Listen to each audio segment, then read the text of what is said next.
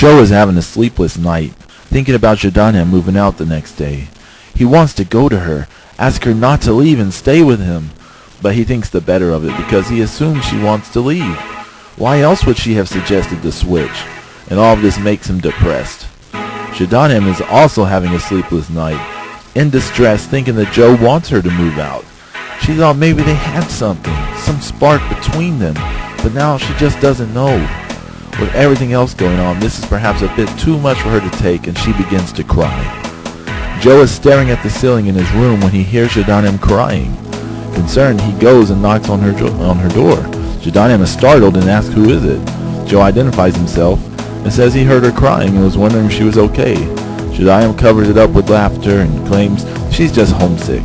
She apologizes for disturbing his sleep, but Joe assures her she has nothing to apologize for and that she never disturbs him. Jadanem gets out of bed and approaches the closed door. She asks Joe through the door if he had some good times there. Joe says he has and asks if she has had good times, and she confirms that she also has. They laugh about when they met and all the things they've been through together so far. Both of them feel an urge to open the door and hold each other, but neither says this, and there's an awkward silence that lingers. Finally, Jadanem breaks the silence, suggesting that they should get to sleep. Joe agrees and apologizes for bothering her. She replies that he's never a bother.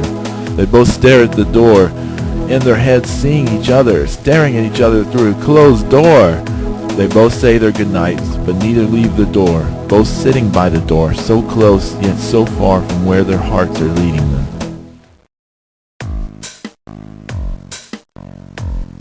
Nina gets ready for school, putting on her makeup and then dancing in front of a mirror before declaring that no one can resist her. Meanwhile, Sarah and Helen walk to school together, as Sarah goes on and on about how funny Isaiah is, and she wonders if he is involved with Megan. Helen sighs, then informs Sarah that no, they're not involved, just acquaintances forced to room together while lodging is worked out for them. This makes Sarah very happy. Lewis is brainstorming with Mick about the school dance, hashing out the when, where, and how about the dance.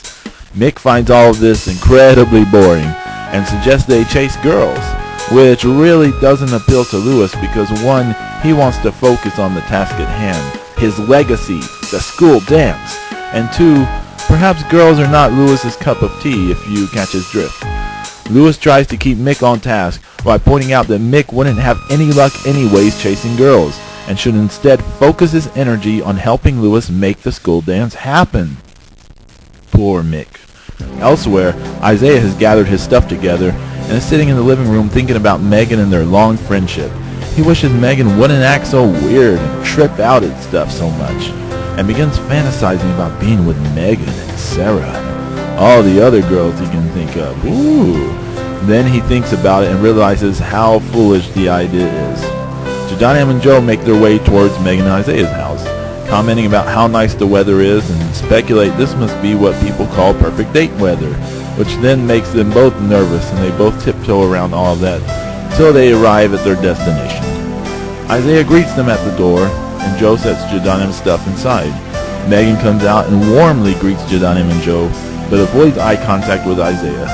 They say their goodbyes and Joe and Isaiah leave. Megan heads inside while Jadanem lingers at the door, watching Joe walk away. Joe cleanses back, and for a moment they watch each other as the distance grows between them.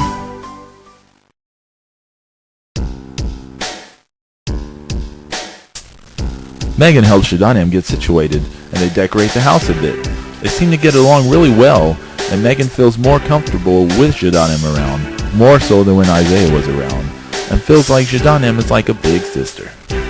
Meanwhile, Isaiah talks about girls while Joe is cooking. Isaiah notes that he sees Nina giving Joe the look over quite a bit, and what a babe Nina is. Joe claims he hasn't noticed because, well, he really hasn't noticed any of that, usually too distracted with the pencil situation hanging over their head when the four are together at Terp High School. Isaiah goes on about what a babe Nina is, but Joe pays no mind to the talk, thinking about Jadanem and how she is the only girl he would want to be with. Back to Megan and Jadanem, who are eating dinner together and getting to know each other better. Megan asks if Jadanem got along with Joe. Dunham says they got along fine and tries to cover up her blushing at the thought of Joe. Megan admits that she didn't get along with Isaiah very well at all. And then she asks if anything happened between Dunham and Joe while they were in that house together. Yowza! Dunham nervously tells her no, nothing like that at all. But in her head, Dunham wonders what may have happened if they had stayed together in that house. So, back to the guys. Isaiah is hitting Joe up about the vice versa while they eat dinner. Joe assures Isaiah nothing happened, which leaves Isaiah in disbelief. Joe was alone with a hot chick in the house and nothing happened? Joe turns the question around on Isaiah, asking if anything happened with him and Megan. First, Isaiah tries to be like, well, but then he comes clean that no, nothing happened. Well, then it shouldn't be so hard to believe, Joe says, and they both laugh about it. So, in his head, Joe wonders if something was really growing between him and Dunham, and what could have been if they had stayed in the house together. Back to the ladies, Dunham's going through her stuff when she notices she forgot one of her hairbrushes. She tells Megan she has to go back and get something she forgot, and she begins making her way over when she sees Joe comes walking her way on the sidewalk with the brush in his hand. Joe says he saw it and thought he'd bring it over. They laugh about it, and he gives her the brush. She thanks him, and they stall their goodbyes with some chat, but eventually say goodbye and slowly walk their separate ways.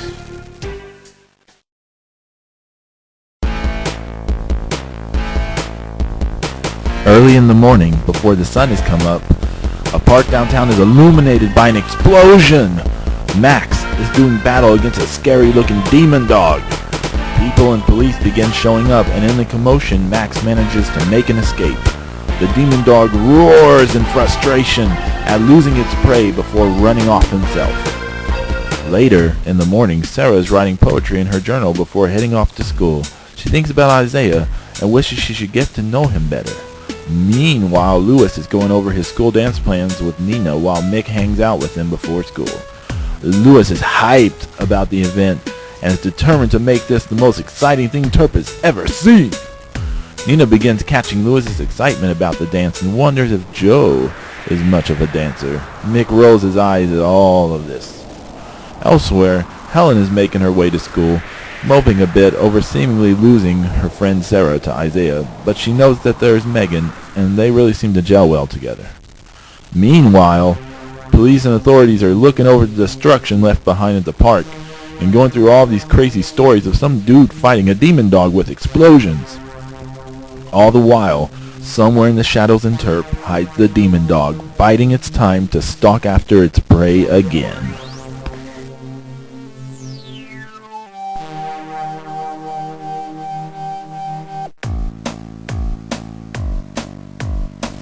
It's lunchtime at Terp High School. Sarah talks with Isaiah, to Megan's chagrin, though she is in conversation with Helen. Louis goes on about the dance while Mick suffers this one-sided conversation. Nina tries to make eyes in conversation with Joe, but he is involved in conversation with Dunham. They talk about their new roommates until Joe jumps a bit at seeing a familiar face in the reflection of his plate. Max!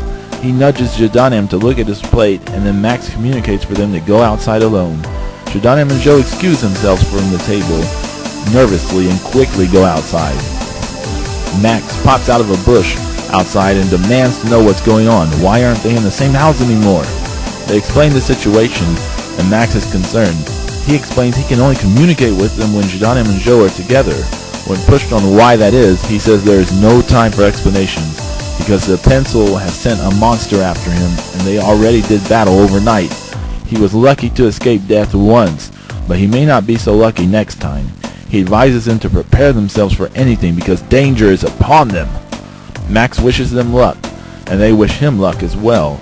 Then Max pauses for a moment before leaving and smiles and tells them that they make a nice couple, and then he disappears.